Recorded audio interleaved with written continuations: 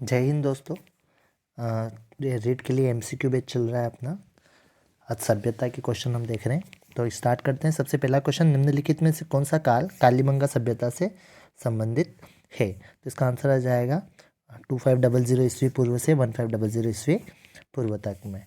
Second question है, निम्नलिखित में से किस सभ्यता में मकान एवं बस्तियों के निर्माण में ईंटों का प्रयोग नहीं होता है? तो ये गणेश्वर सभ्यता के अंदर ईंटों का प्रयोग नहीं हुआ था। फिर क्वेश्चन नंबर थर्ड देखते हैं कि सैंधव सभ्यता के किस स्थल से जुते हुए खेत के प्रमाण मिले हैं? तो ये मिले हैं कालीबंगा के अंदर मिले हैं। फिर सैंधव सभ्यता वाला है ना। क्वेश्चन नंबर फोर्थ, कालीबंगा पुरास्थल की किस दिशा में जुता हुआ खेत मिला है? तो किस दिशा में मिले थे ये? तो दक्षिण पूर्वी दिशा में मिले थे। फिर नेक्स्ट क्वेश्चन, गणेश्वर सभ्यता किस काल से संबंधित है? तो ये है आपके ताम्रकांस्य युग से संबंधित है। और नेक्स्ट क्वेश्चन, निम्नलिखित में से राजस्थान का कौन सा सैंधव स्थल गग्गर नदी के किनारे स्थित था? तो कालीबंगा हमारे गग्गर नदी के किनारे स्थित था। नेक्स्ट क्वेश्चन, क्वेश्चन नंबर 7, निम्नलिखित में से किस फसल के अवशेष प्राप्त हुए? कालीबंगा सभ्यता में निम्नलिखित में से किसके अवशेष मिले, किस फसल के? तो मिले थे जौ के मिले थे।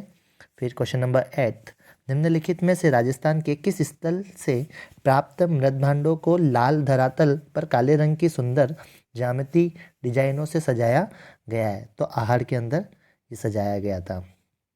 फिर क्वेश्चन नंबर 9 देखते हैं, किस पुराविद को प्रथम बार कालीबंगा सभ्यता को प्रकाश में लाने का श्रेय दिया जाता है? तो अमलानंद घोष को दिया जाता है, इन्होंने उत्खनन किया था। फिर क्वेश्चन नंबर 10, कालीबंगा से हड़प्पा पूर्व की सभ्यता के मिलते जुलते अवशेष पाकिस्तान में किस स्थान पर मिले हैं? तो ये मिले हैं कोट दीजी के अंदर मिलते जुलते हैं, मिले हैं अवशेष इनके। फिर बात करते हैं क्वेश्चन नंबर 11 की, कालीबंगा का उत्खनन कार्य किसके नेतृत्व में निष्पादित हुआ था? तो ये हुआ था बीबी लाल के नेतृत्व में। फिर क्वेश्चन नंबर 12, दोहरी रक्षा प्राचीर के साक्ष्य राजस्थान की किस सभ्यता से प्राप्त हुए हैं? तो ये हुए हैं कालीबंगा सभ्यता से प्राप्त इसके हुए हैं। क्वेश्चन नंबर 13, प्राचीन काल में निम्नलिखित में से किस स्थान को ताम्रवती नगरी के नाम से भी जाना जाता था? तो ताम्रवती के नाम से आहड़ को जानते थे। फिर आएगा, गणेश्वर सभ्यता का विकास किस नदी के किनारे हुआ था? तो ये हुआ था कांतली नदी के किनारे। क्वेश्चन नंबर 15, निम्नलिखित संस्कृति में से किसे बनास संस्कृति के नाम से भी जाना जाता है? तो आहड़ संस्कृति को बनास संस्कृति के नाम से भी जाना जाता है। क्वेश्चन नंबर 16, आहड़ सभ्यता किस अन्य नाम से भी जानी जाती है? तो आहड़ को आघाटपुर के नाम से भी जाना जाता है। फिर क्वेश्चन नंबर 17, धूलकोट कहाँ स्थित है? तो धूलकोट कहाँ पर है? आहड़ नदी में, आहड़ सभ्यता में स्थित है। फिर दो मुँहे का चूल्हा व बहुत प्रकार के बर्तनों के साथ सिलबट्टा व पेन निम्नलिखित में से किस स्थान की खुदाई में मिले हैं? तो ये मिले थे आहड़ सभ्यता की खुदाई के अंदर। फिर बात करते हैं 19 क्वेश्चन, आहड़ सभ्यता की सर्वश्रेष्ठ खुदाई किसने की थी? तो सबसे ज़्यादा किसने की थी? तो अक्षय कीर्ति व्यास ने की थी। क्वेश्चन नंबर 20, ताम्र नगरी सभ्यता कहलाती है? तो आहड़, आहड़ कहलाती ताम्र नगरी सभ्यता।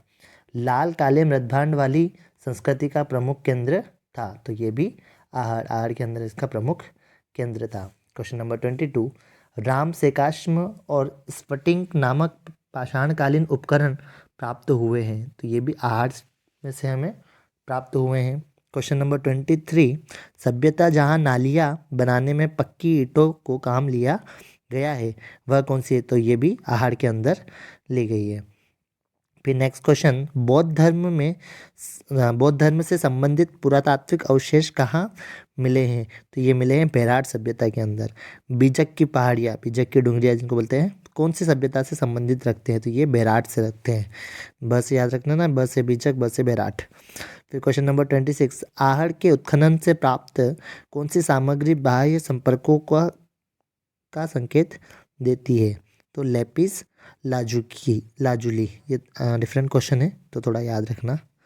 क्वेश्चन नंबर 27, दयाराम साहनी, नीलरत्न बनर्जी एवं कैलाशनाथ दीक्षित की किस सभ्यता में उत्खनन के मुख्य भूमिका रही है? तो बेराट के अंदर इनकी मुख्य भूमिका रही है। क्वेश्चन नंबर 28, निम्नलिखित में से किस स्थल से मौर्यकालीन वास्तुकारी के अवशेष प्राप्त हुए हैं? तो ये बेराट सभ्यता के अंदर इनके अवशेष प्राप्त हुए हैं।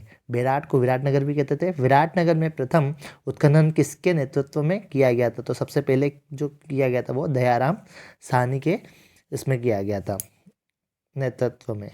फिर क्वेश्चन नंबर 30, निम्नलिखित में से किस उत्खनन स्थल से चांदी की मुद्रा पंचमार्क प्राप्त हुई है? तो ये बेराट के अंदर से प्राप्त हुई है। किस पुरा स्थल पर चित्रित शैलाश्य प्राप्त हुए हैं? तो ये हुए हैं बेराट के अंदर से।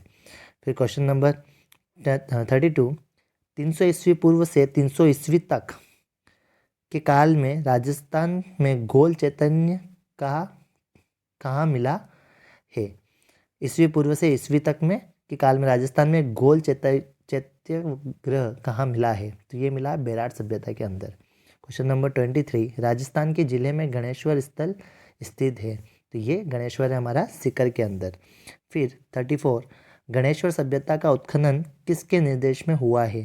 तो ये हुआ था RC अग्रवाल के नेतृत्व में। फिर क्वेश्चन नंबर 35, किस ताम्रपाषाणिक स्थल पर सबसे ज़्यादा ताम्र सामग्री प्राप्त हुई है? तो ये गणेश्वर के अंदर सबसे ज़्यादा ताम्र सामग्री प्राप्त हुई है। क्वेश्चन नंबर 36, ताम्र संचयी सभ्यता कहाँ कहा गया है? किसको कहा गया है? तो गणेश्वर को कहा गया है। फिर क्वेश्चन नंबर 37, आहार सभ्यता की खोज कब व किसने की थी? तो आहार सभ्यता की खोज किसने करी थी? 1983 में अक्षय कीर्ति व्यास ने। नेक्स्ट क्वेश्चन देखते हैं अपन। क्वेश्चन नंबर 38, क्वेश्चन नंबर 38 है आपका कि किस सभ्यता के मृतकों को गहने व आभूषण के साथ दफनाने के साक्ष्य मिले हैं? तो ये आहार के अंदर होता है। नेक्स्ट क्वेश्चन 39, कालीबंगा से प्राप्त पूरा अवशेषों हेतु किस वर्ष एक संग्रहालय की स्थापना की गई थी? तो ये करी गई थी 1985 के अंदर। Next question number 40, Ganeshwar Sikar जिले किस तहसील में स्थित है? तो ये लक्ष्मणगढ़ के अंदर स्थित है। क्वेश्चन नंबर 41, कालीबंगा का शाब्दिक अर्थ होता है? तो काले रंग की चूड़िया, यानी कि सी वाला ऑप्शन आ जाएगा इसमें। थर्ड क्वेश्चन लास्ट, निम्नलिखित में से किस सभ्यता में विकसित एवं सामरिक महत्व की किलेबंदी के अवशेष प्राप्त हुए हैं? तो ये कालीबंगा के अंदर अवशेष इसके मिले हैं। आई होप आपको समझ आ गया होगा। बाकी के और भी लेक्चर्स हम लोग अपलोड करते जा रहे हैं, तो चैनल को सब्सक्राइब कर लीजिएगा। Thank you.